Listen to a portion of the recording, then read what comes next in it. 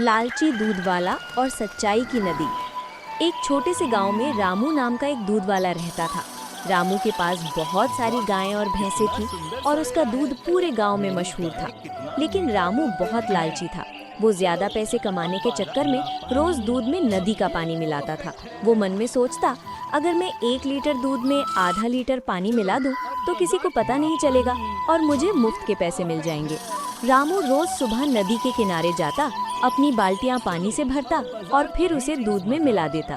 गांव के लोग सीधे साधे थे, वे रामू पर भरोसा करते थे। रामू ने इस बेईमानी से बहुत सारा धन इकट्ठा कर लिया।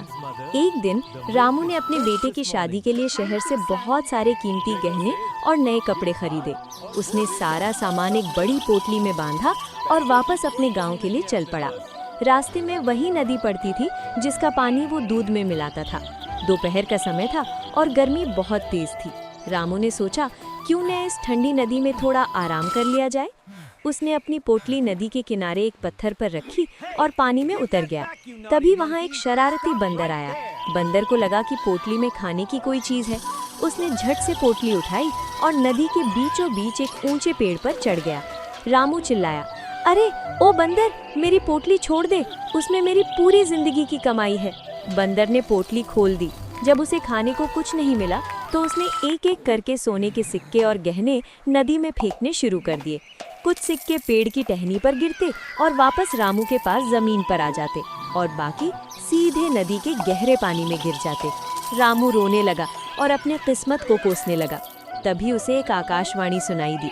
या एक बुजुर्ग व्यक्ति ने कहा, रामू, दुखी मत हो, ये नदी का वही पानी है जो तुमने दूध में मिलाया था।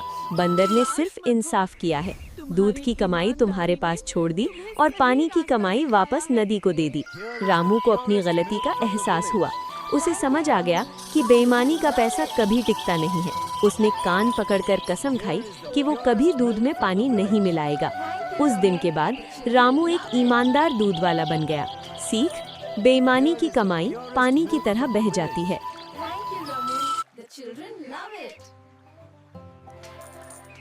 Press the subscribe button and like now. It's FREE.